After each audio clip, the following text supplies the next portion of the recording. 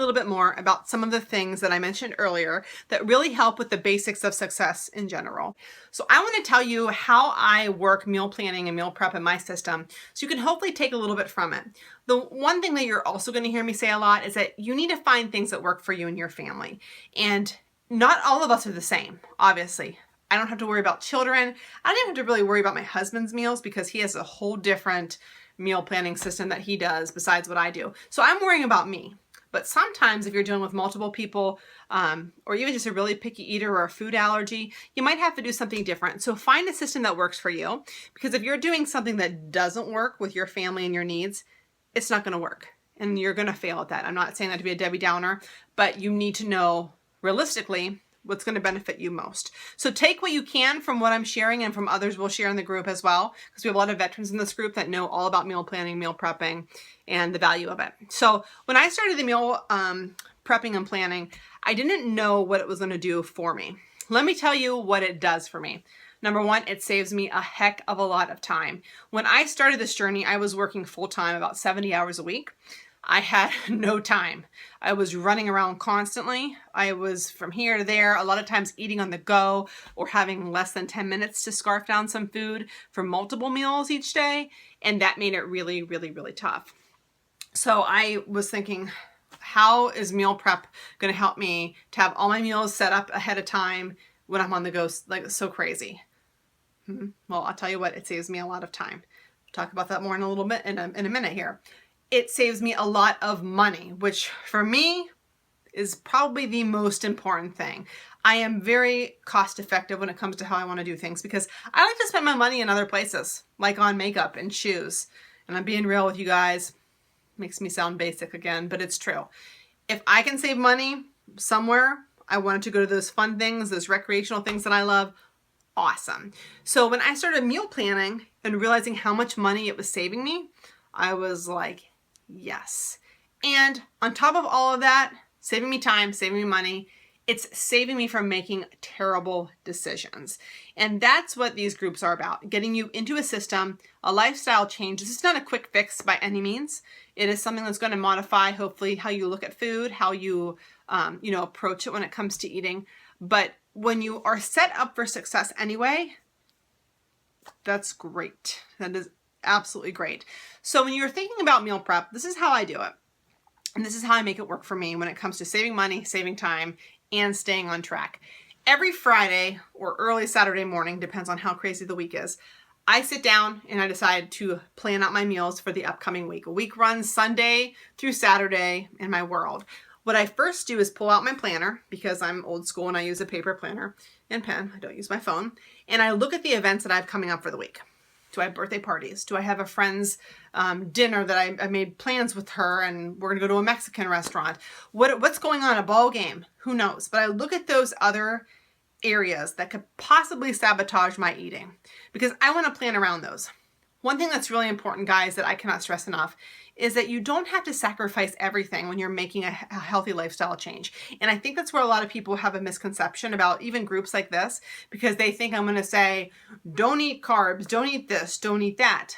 Everything in moderation, including those crap meals. For example, Mexican food is my favorite thing. That's always my cheat meal because I love it so much. I'm not going to deprive myself of it, but I'm not going to eat it every single day either. So when you're looking at your schedule and you're planning out the meals, take those things into consideration. Have an idea of where you're going. We'll be talking more about how to make healthier choices when you're eating out at restaurants and those kind of places too. But absolutely look at those events because that's going to help you to plan around those. If you know you have a busy day where you're on the go from meeting to meeting to meeting, you've got to have lunch in your car, making sure that you're planning things that are not perishable so they won't go bad, those kind of things. So the first thing I do is I look at all those events and I figure out where my cheat meal is going to fall into. We'll talk more about cheat meals too. A lot of these things we'll be talking about in more detail. But cheat meals for me mean eating something that's not the best for me, that I love. Smaller portions, I'm not eating like a whole pizza or anything, but I'm definitely going to indulge in some of those things that I really enjoy. Once a week is how I plan out my cheat meal. So I take those events, of course, into consideration when I'm planning out that cheat meal. Then what I do is I figure out what my main source of protein is going to be for the week. And this is where it comes into saving me money, because a lot of people will tell me, and I know there's people in this group that have told me the same thing. I won't out you, but you know who you are, that eating healthy is expensive. And I used to think that too. And I'm here to tell you it 100% is not. This is how I save money when it comes to my groceries. Number one, Shakeology is a big one because even though you may think that it's expensive when you purchase it, because you're buying a month's supply, you're buying a month of meals right then and there. And you break it down, it's a little bit $4 a meal or so. If you're a coach, of course, you're getting a coach discount, so it's a lot less than that. But that is one meal already taken care of your meal planning for the whole week. It's one that's packed with nutrition, the vitamins, so I'm not spending money on these ridiculous vitamins that I wasn't even taking anyway, because all of that stuff is packed into that shake that I'm having every single day. So having that right there is eliminating me having to go to McDonald's like I used to do all the time, because I love myself some hotcakes from McDonald's, or even any other meals typically run $6 to $7, so I'm saving money right there with that. When it comes to where I'm shopping, I'm also very cost effective with where I go. Now, if you're going to go to places like Giant Eagle, Trader Joe's, trying to think some other places, Earth Fare, Whole Foods, those kind of places, obviously those are going to be more. A lot of those places really jack up the prices. But my favorite place to shop, and if you have one by you, please rock it out, is Aldi's. Aldi's is great. They carry grass-fed products if you're into grass-fed beef and cheese, which I'm into. It's healthier for you, obviously. They have a ton of great produce, a ton of gluten-free products. They have things ranging from soy milk to almond milk, which I love. A lot of healthy options there, and I save myself so much money. In the beginning, I was such a brand snob that I had to buy that brand of cereal. I couldn't buy it if it was a no-name brand because I just thought it was not good. Honestly, I was very ignorant to things. And then when I went there, I actually did a cost comparison between a couple weeks of shopping when I went to Giant Eagle, which is where I used to always shop because I was all about those fuel perks that did nothing for me. And I actually saved with the difference between 1 week when I looked at the same items that I bought between Aldi's and Giant Eagle, almost $70. And that is pretty huge when you look at how much money you're saving for just one person.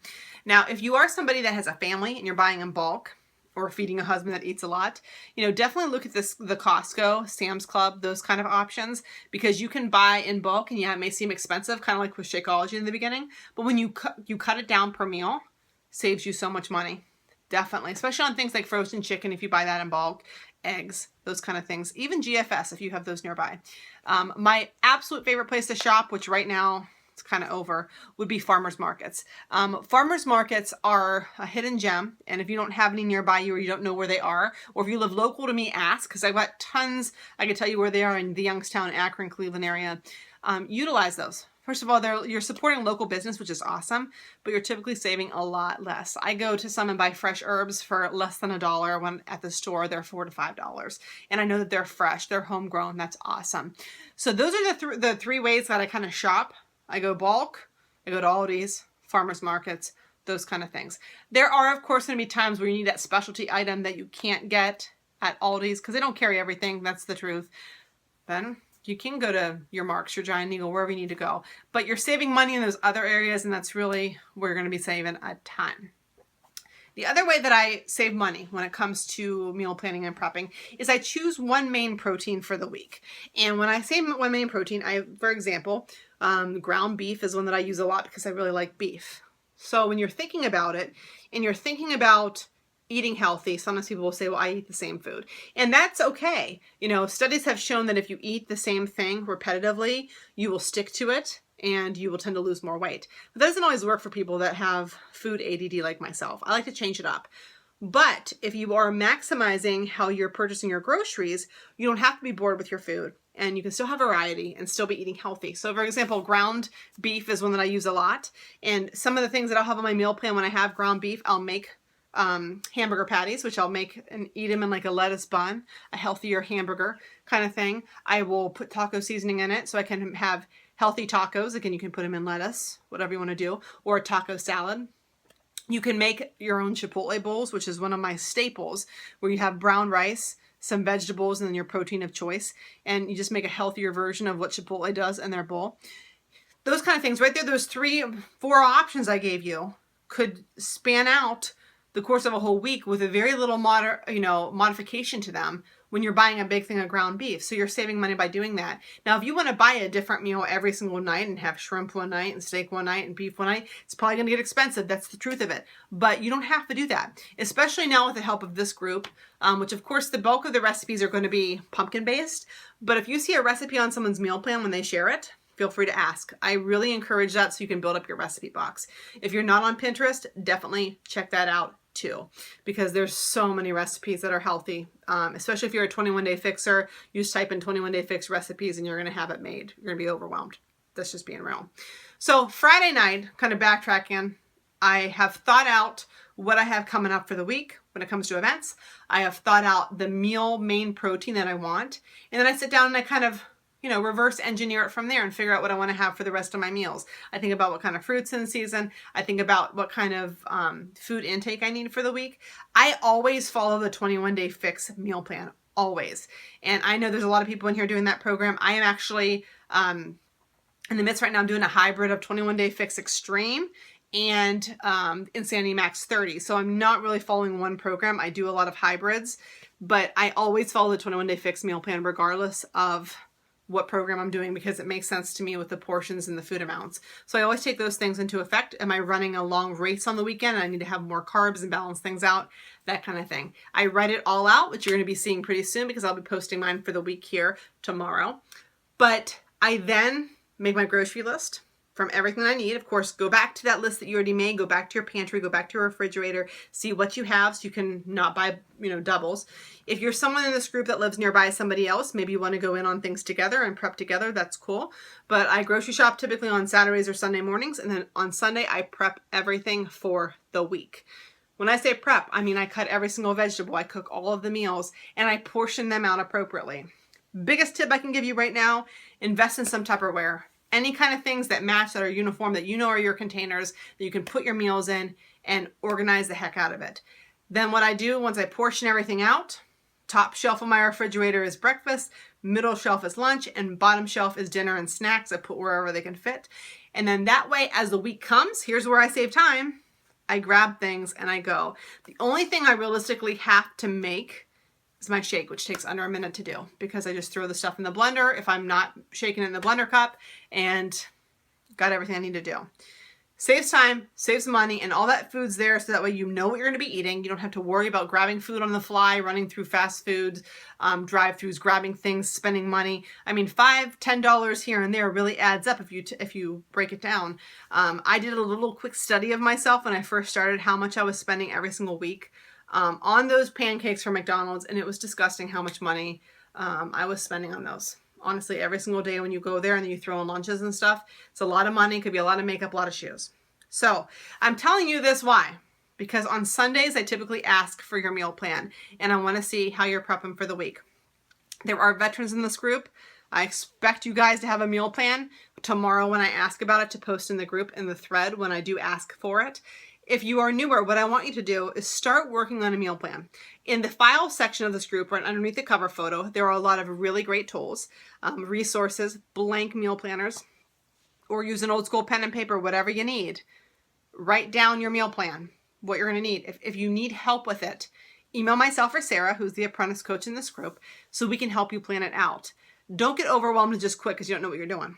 Because my job and Sarah's job is to help you create a meal plan that works for you. We can do Zoom calls. I can call you on the phone. I can come to your house, whatever works, as long as you're local. I'm not driving to California, sorry guys.